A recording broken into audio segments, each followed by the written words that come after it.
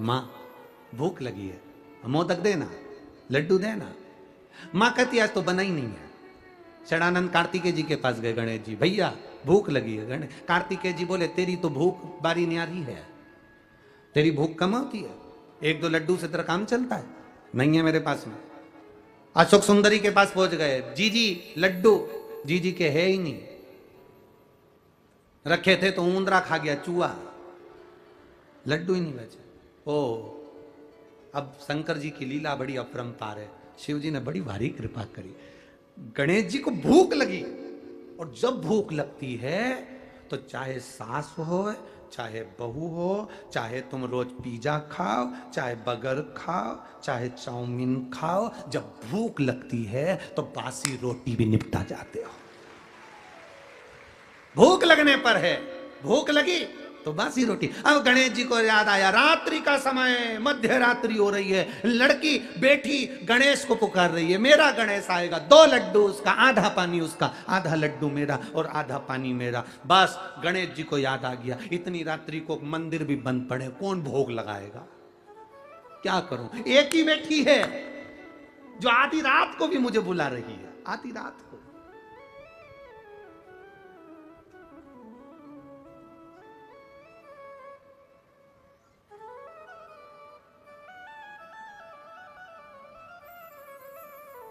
आज कोई पूछ रहा था, गुरुजी कल गणेश जी बिठाने का समय क्या है? 19 तारीख को गणेश जी बैठेंगे तो उनके बिठाने का समय क्या है? हमसे पूछ रहे थे। अब हम तो शंकर जी के भगत, शिव जी की उपासना, अब हम क्या समय बताएं? तो हमने उनसे कह दिया जब गणेश जी फ्री हों।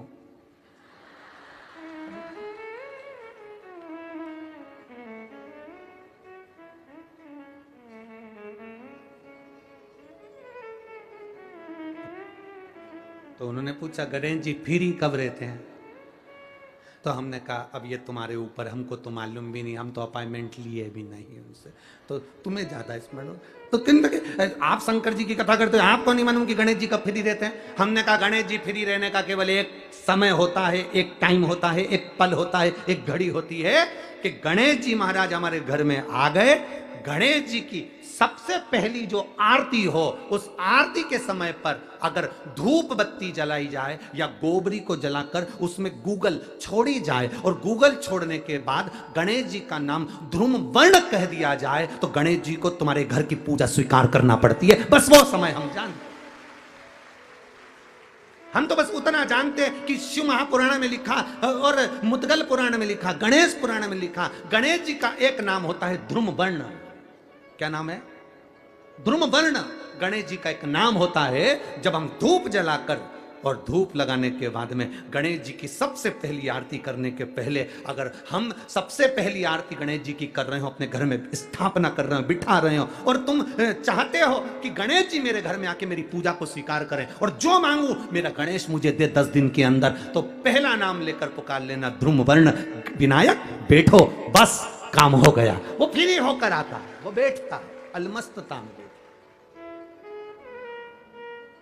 अब वो हमसे पूछे समय क्या है? हमने कहा देखो हमारे को तो मालूम नहीं, बस इतना जरूर जानते हैं कि ध्रुम वर्ण नाम के मेरे विनायक, जो जिनके शरीर से भक्तों के ताप मिटाने के लिए अग्नि तेज निकलता रहता है, जिनके शरीर से धुएं की भांति अग्नि प्रकट होती रहती है, अग्नि।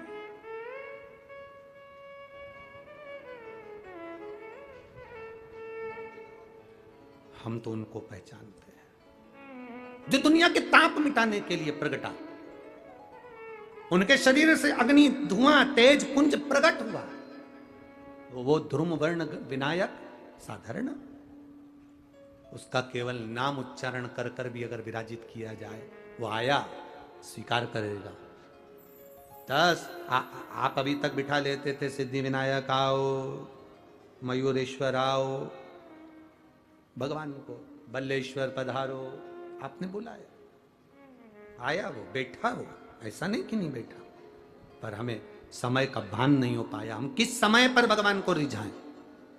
परमात्मा को रिझाने का कोई समय होता है? भगवान को तो जब तुम्हारी मर्जी पड़ जाए, जब तुम्हारा दिल कर जाए, तब मेरे भगवान को रिझाने का प्रयास करो, वो तुम्हारे करीब में आकर बैठ जाएगा। जब तुम्हारा मन पड़े, जब तुम्हारी मर्जी पड़े।